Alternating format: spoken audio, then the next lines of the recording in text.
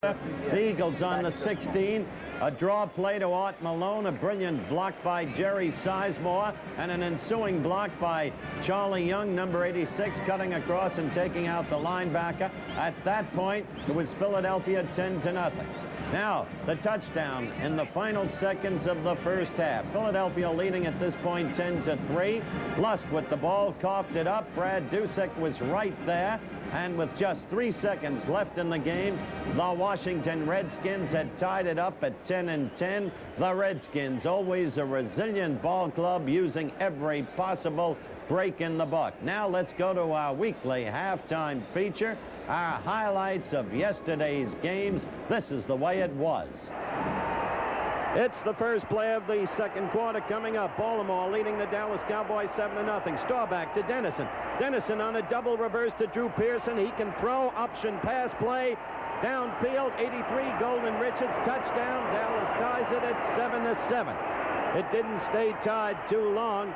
2.5 minutes left in the second quarter. This young Colts team. And look at Bert Jones, number 7, the quarterback. Right up the middle. 6 yards. Touchdown. Baltimore assumes a 14-7 halftime lead. Then in the third quarter with the score Baltimore 17, Dallas 10. 4.5 minutes left. Roger, the Dodger Staubach, moving into the pocket. Great day. Throws again to Golden Richards. Perfect team. The score tied at 17 all. With 5 minutes left in the game, Baltimore leading Dallas 24-20. Roger Staubach gained 339 yards on the day passing. Throws again, hits Billy Joe Dupree, and what a hit by Jackie Wallace, number 20. That just set up this action, though. Staubach again, and the same target, the big tight end, Billy Joe Dupree. Watch this closely. He's all alone. Actually, it was a waffle bird that Staubach threw, but Jackie Wallace was at least 3 yards off him, and so Dallas takes a 27-24 lead. Baltimore tied it up at 27-27. Ted Marcia-Broda anxiously urging his team on, but there's still Roger Staubach to contend with. Look at those statistics. With just 12 seconds left in the game, Staubach again at work. And in the clutch, always it seems, he goes to number 88, Drew Pearson, as he does right here. Pearson with a great catch. That one good for an 18-yard gain. That sets up field goal position. Watch this. Efren Herrera, the man who displaced Fritsch, is the field goal kicker. It is good, and the Cowboys win a thriller, 30-27 over the Colts. St. Louis at San Diego. That's Tommy Prothro, who's carefully building the surprise team of the NFL this year. And this typifies the kind of attack the Chargers have put together against a very strong St. Louis team. Ricky Young powering in for a touchdown. That kind of play set the stage for the whole game. It was a big game, too, for Danny Fouts, the quarterback, hitting young Dwight McDonald, and this one all the way for a touchdown. San Diego with a punishing offense all day. Look at the figures on Fouts. 15 out of 18, 259 yards, and he does it again to Dwight McDonald. Using this kind of attack, San Diego smothered favorite St. Louis 43-24. Oakland at Houston, an expected battle of defensive titans, and that's the way it was, especially with Oakland using Mike Ray at quarterback in place of the knee-injured Kenny Stabler. But always there's Cliff Branch, incidentally Biletnikoff, also sidelined with an injury. That gave Oakland a 7-6 lead. Mike Ray, who did a stint in California after leaving USC, in Canada, throws to Cliff Branch. Oakland went on to win the game 14-13. It was homecoming day at Arrowhead Stadium for pudgy Hank Stram. Hank, of course, coached at Kansas City through all the years of their greatness. Now rebuilding with one of his top draft choices, Tony Galbraith of Missouri, one of 2 powerhouse runners. The other big one, Chuck Muncie of California. And look at Galbraith go, 74 yards, touchdown. Bobby Scott playing at quarterback instead of the injured Archie Manning. And Scott doing a great job for Hank Stram. May have won himself the first-string job permanently. That pass to Henry Childs sealed it. New Orleans makes Hank Stram's homecoming a victory, 27-17. They carry him off on their shoulders. A man puts many things in his automobile: gasoline, oil, a variety of fluids, and endless additives. But none are more important than his coolant. It's a car's lifeblood. Dalgard can keep a car from freezing when it's freezing. Dalgard can keep a car from boiling when it's boiling, and guard it from rust and corrosion year-round. Dalgard, a car's lifeblood. Come see, there's good news round the corner. Good gear wherever you are. Good gear, good and close to home. For more good years in your car. Here's good news about a good deal on Goodyear no-hassle auto service. Get a lubrication and oil change for just $4.88. Come on in. Oh, yes, there's good news round the corner. Good gear wherever you are. Good gear tires and good gear service for more good years in your car. The Vikes against the Lions, Pontiac Stadium, Pontiac, Michigan, but the game not getting underway on time. The officials checking their respective watches. The Vikings tardy in arriving. The game starts a half hour late. But what a game it was. The first play of the fourth quarter. The teams tied at 3 apiece. The handoff. Bobby Lee at quarterback to Chuck Foreman. In for the touchdown. The Vikes lead 10-3. Tarkenton did not play in the second half. But this was a gallant Detroit team. Rick Forzano's job publicly at stake, it seems, every week. Landry driving the Lions back to the 1-yard line. 4 downs to get it over. But no, the heralded Viking defense holds. First down, second down, third down, fourth down. The Lions don't get it in. And so that great defensive effort by the Vikes thwarts the opponent, and the jubilation is registered in every Viking team member. 58, Hildenberg, pointing downfield. But the Lions come back again. Landry not deterred. And now, instead of trying to run it in, there, he throws it in to Charlie Sanders. The score, 10-9 the Vikes. All that's needed is the conversion to tie it up. Project the game into overtime. But watch this. Bad snap from center. Joe Reed can't handle it. Errol Mann's attempted conversion blocked. And the Vikings win in a squeaker by the score of 10-9 over the disappointed Detroit Lions. New England at Pittsburgh. The Patriots upset-minded in a misty rain. Remember, a week ago, they surprised the Dolphins. And now they're about to surprise the Steelers. These plays represent the way the Steelers couldn't handle the ball. Turnover upon turnover on turnover. And so it became a day for the sophomore quarterback from Kansas State, Steve Grogan. His figures weren't the greatest, but how he performed in the clutch. Watch this as evidence. The quick pitch out to Russ Francis, the tight end, a sophomore from Oregon. And this young man may someday be all-world. So big, so strong, so powerful, and indeed so fast. Now the Patriots were closing in on the Steelers. Again, those figures are misleading because this is the way Steve Grogan threw under crisis conditions. Touchdown pass to Darryl Stingley, the speedster from Purdue. And so on went the Patriots to upset the Super Bowl champion Steelers 30-27. All right, there were the highlights of yesterday's game. Don't forget, next Monday night's game, Pittsburgh at Minnesota. Critical game for both teams, two long-standing powerhouses. Quickly to our new feature, our Play of the Week. The Play of the Week is brought to you by Dutch Masters. There really are masters at Dutch Masters. Now, to set up the Play of the Week, remember the way it was a year ago in the playoffs. Dallas against Minnesota. The Vikes ahead 14-10. The final minute of play. And Dallas with the ball in its own territory, then this. Dallas achieves a miracle victory over Minnesota, 17-14.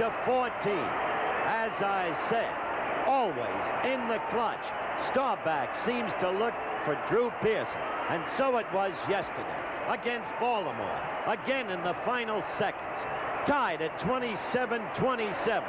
Staubach, who gained 339 yards passing on the day, downfield to Drew Pearson, of course. Another great catch, setting up field goal position. Let's look at that catch to get a better idea of just how good it was from another angle. Staubach back. Now watch Pearson beating off the defender. In effect, stealing the football from him, just like that. And so Efrain Herrera was positioned to kick the winning field goal as Dallas won 30-27. Ross Billings of Dutch Master Cigars is in charge of curing the world's most expensive to-grow wrapper tobacco. Instruments in the dark curing sheds can tell him a lot, but only his master's nose can tell the moment great tobacco says it is ready to be a Dutch Master cigar. That's beautiful. Now you know why a Dutch Masters like our president taste so good. They really are masters at Dutch Masters. That's the situation as we wind down the halftime activities here at Philadelphia. ABC's Monday Night Football, the Washington Redskins versus the Philadelphia Eagles, is being brought to you by Ford and your Ford dealer. When America needs a better idea, Ford puts it on wheels. Test drive all Ford's better ideas for $77 at your local Ford dealer starting October the 1st. And by Light Beer, everything you always wanted in a beer and less. It's tied at 10. We'll be back after these messages and a word from our local stations.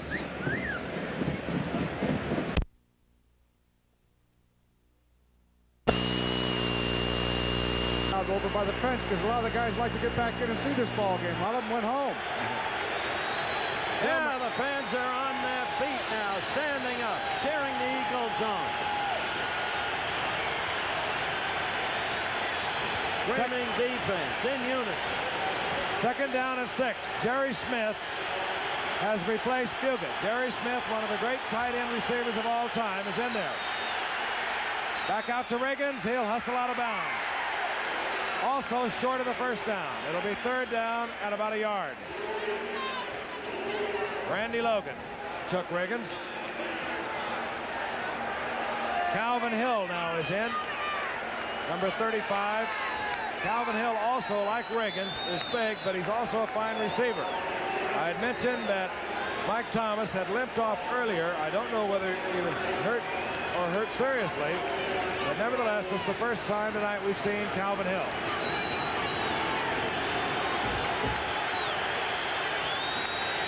On third down, Kilmer will overthrow Grant. Good defense by John Outlaw. And by Bill Bradley. They really had, in effect, double coverage there. And so now Washington must relinquish the football. 36 seconds left. And that was a call I kind of question on Billy's part. Maybe he should have tried to go for that first down because he could not go on fourth down. He has to punt, and that's what they have to do at the moment. Now, Philadelphia has one timeout remaining. They dropped 2 men deep, Larry Marshall and Al Clark. Mike Bragg will punt.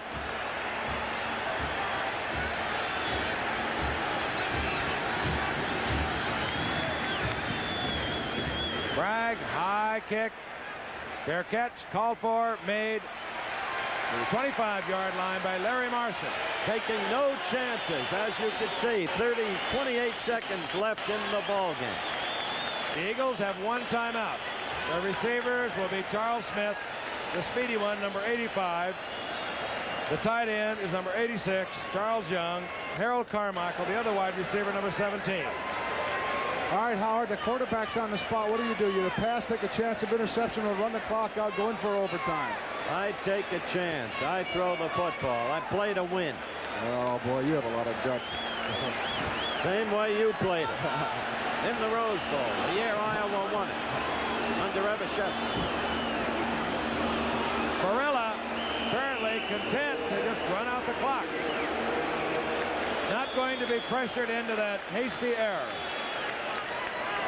Clock ticking away, and as soon as it ticks off the final seconds, there'll be a 3-minute break. They'll toss the coin. We'll go into sudden victory, as Kurt Gowdy likes to call it. That's what we're going to have. Tied at 17, a remarkable comeback by Philadelphia, and principally, mostly, it fell to the arm of Mike Barella. and the speedy wide receiver, Charles Smith. Yeah, that was a perfectly executed play. Not quite in line with the touchdown pass Roger the Dodger Staubach threw yesterday to L.J. Dupree when unaccountably Jackie Wallace, number 20, was about 3 yards off the football. And that ball thrown by Roger had waffled through the air. But this was a magnificently thrown pass where Charlie Smith just beat Pat Fisher. A lot of meaning to this game because quite naturally both these teams are in the Eastern Division of the NFC. Dallas, of course, undefeated after 3 games. St. Louis got knocked off by San Diego. Washington has been undefeated. They won their first 2. Philadelphia dropped 1 to Dallas, their opener. So it's going to be a race right down to the wire. St. Louis 2-1, and if Philadelphia can win, Philadelphia, Washington, St. Louis tied at 2-1. Gentlemen, we're going to have coin toss. Let's listen. Sudden death overtime. It's like starting the game all over. Washington gets the choice. Who's going to call it? 6 heads or tails. Call it before it comes down. Tails. That is a head. Wait a minute. Stay there. Philadelphia has won. Ball. Which goal do you want to defend? This goal, kicking this way. All right, come here. Come here. I need one of you. Jerry Sizemore acted already like they'd won it when they won the coin toss. Philadelphia will be receiving. And we'll be returning for the sudden death period right after this message from our stations. Of Laverne and Shirley tomorrow on ABC.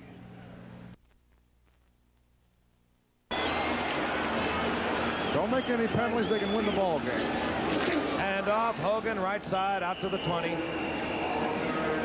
Now they'll mark it at the 19. It'll be 2nd down and 9. Of course, you know, with a younger football team right now, Howard, they may have an advantage going into this overtime. You know, it has to take its toll on this older ball club. Well, they got to move the ball now, Alex. Otherwise, if they have to punt, there's Washington quickly with field position. Burla, by the way, 13 for 31, 179 yards through the air. Gift. 2nd down and 9. 2 rookie setbacks. Lust 32, Hogan 35. Call goes to Lust. And he gets out to the 22-yard line. It's going to be 3rd down and 6. They're not going to do it that way, Alex.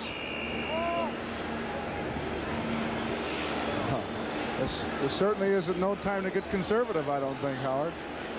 Well, he's going to have.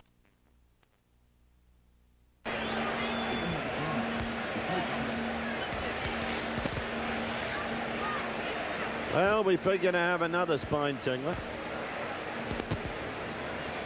Well, I thought he was going to relay a little message to us at that point.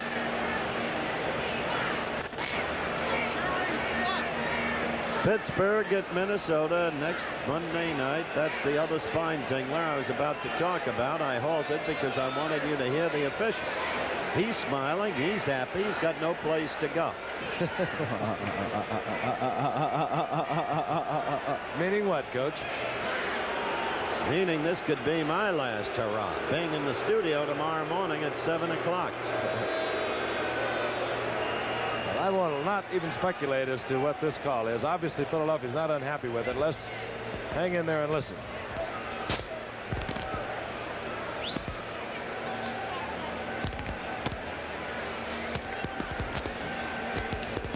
We have a double foul on a change of possession play. The receivers are entitled to keep the football after penalty for their foul. We have holding on the receivers. We have unnecessary roughness on the kickers. We will penalize for the holding, and the receivers will keep the football. Well, I'm glad he has that microphone. Well, he's very pleased. Let me set it straight, Howard, exactly what he had to say.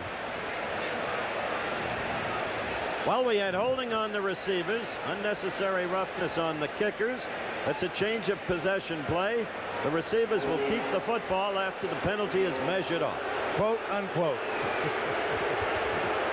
George Allen. Basically, it means Philadelphia keeps the football. And George Allen, yes, looking on. Nothing anxious about his demeanor. He has a plane waiting to take Washington back to Washington. They flew up today, as a matter of fact. I got to talk to him about going to New York first. Looking for his 100th victory of his 11-year career. He's working on his 11th year Double now. foul and change of possession. Holding here. Personal foul there. Receivers keep the ball after penalty. First down. That's what you said, Howard. I thought I iterated that earlier on. Philadelphia in trouble now. They're inside their own 10-yard lines. Mike Hogan, Lusk, Herb Lusk to setbacks. Draw play. Lusk, big hole, and look at Lusk. All the way out to the 20-yard line. First down. They're quickly out of trouble. I'll tell you, I like this Herb Lusk. He's not big. He's 6 feet, 190 pounds. But he's strong, and is he quick? Good move. Head fake. Cuts inside. McClinton had his shirt there. There he is. Youngster out of Long Beach State. 5:45 left in the overtime.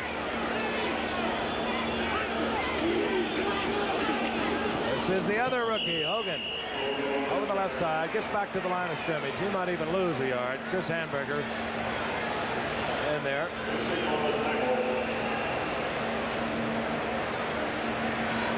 Well, Hogan's gained over 100 yards, and now Lusk is picking up good yardage.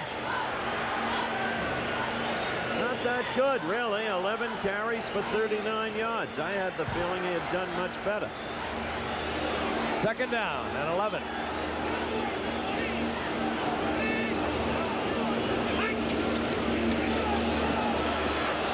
Full blitz for the Redskins. Force Barilla out of the pocket. You saw Lusk try to adjust as Barilla saw that blitz coming. And Barilla gets 5 yards. It's going to be third down and 5. Rick Owens made the stop on Barilla.